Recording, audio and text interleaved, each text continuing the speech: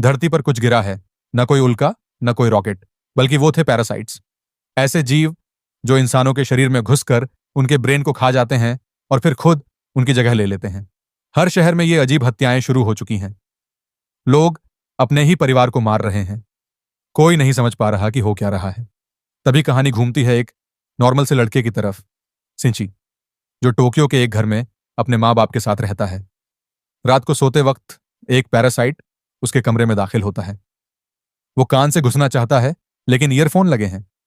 नाक से घुसने की कोशिश करता है, लेकिन सिंची जाग जाता है और उसे फेंक देता है। लेकिन वो पैरासाइट हार नहीं मानता। वो उसकी बांह में घुस जाता है। सिंची घबराकर अपने हाथ में वायर बांध लेता है, लेकिन तब तक सब कुछ बदल चुका होता है।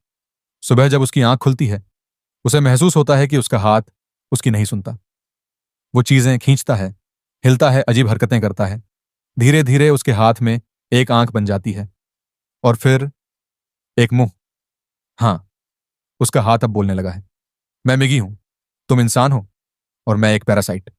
मिगी मिगी कहता है, मैं तुम्हारे दिमाग तक नहीं पहुंच पाया, इसलिए मैं तुम्हारे हाथ में ही फंस गया। अब हम दोनों को साथ जीना होगा। सिंची डरता है, नफरत करता है, पर मिगी कहता है, अगर तुम मुझे मारोगे तो तुम्हारा हाथ भी मरेगा। धीरे धीरे एक समझौता बनता है। सिंची इंसान है और मिगी बस जिंदा रहना चाहता है। शहर में और पैरासाइट्स सक्रिय हैं। एक रेस्टोरेंट में